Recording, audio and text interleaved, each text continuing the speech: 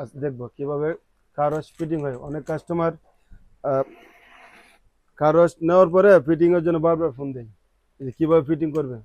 এই জন্য আমরা আপনাদেরকে দেখাই দিচ্ছি একটা কারস ফিটিং করতে কি কি লাগে এবং কিভাবে করতে হয়।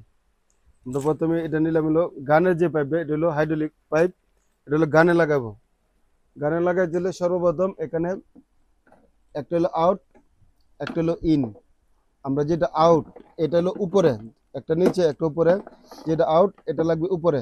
এই জিনিসটা আমরা প্রথমে এভাবে টান দিব। টান দেওয়ার পর এই যে এটা ফিটিং হয়ে গেল, পেঁচ দিয়ে লাগিয়ে দিব। এটা হলো একটা সাবজেক্ট গেল।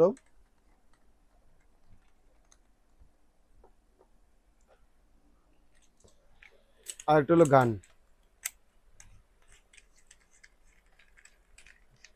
গান ফিটিং হয়ে গেল। থাকবে এই সেটআপটা আগে আপনার এই জিনিসটা এখানে দেব।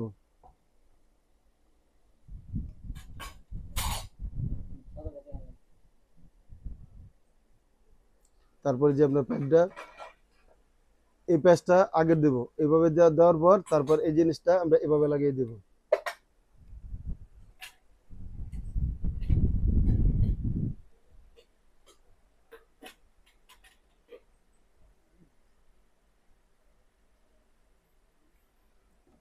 এখানে স্প্রিং আছে, আমরা এই জিনিসটা এভাবে টান দেব। টান দেওয়ার পর আমরা এটার সাথে এটা লাগিয়ে দেব, হয়ে গেল।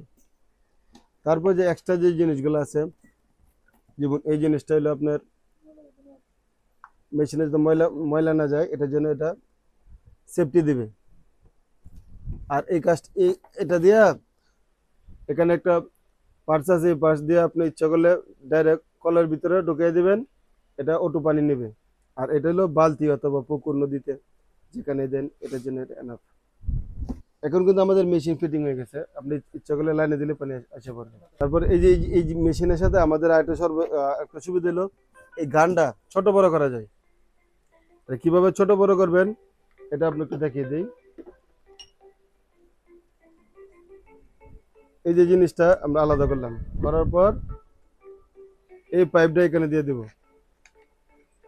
এটা অনেকে ছোট ব্যবহার করে, অনেকে বড় ব্যবহার করে। এটার মধ্যে দুটো অপশনই আছে, আপনার যেটা ইচ্ছা ওইটা আপনি ব্যবহার করতে পারবেন।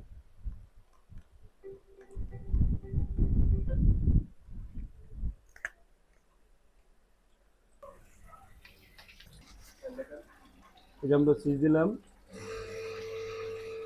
সুইচ দেওয়ার পর যেখানে পুশ করবো, একটু অপেক্ষা করলে পাইপটা পানিটা আসতে যতক্ষণ সময় লাগবে পাইপ দিতে, পাইপটা ঠিক করে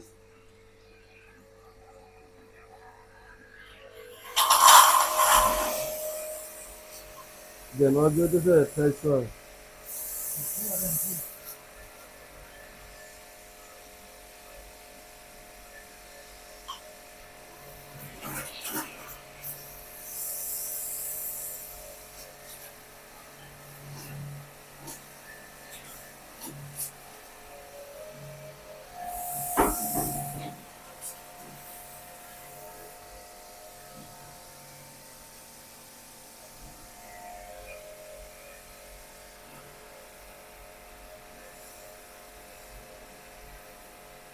ওইটা নেওয়ার দরকার নেই।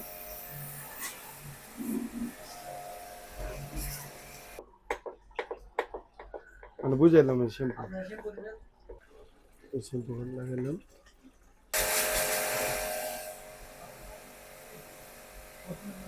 তো ধন্যবাদ আপনাকে সবাইকে দেখা দেওয়ার জন্য।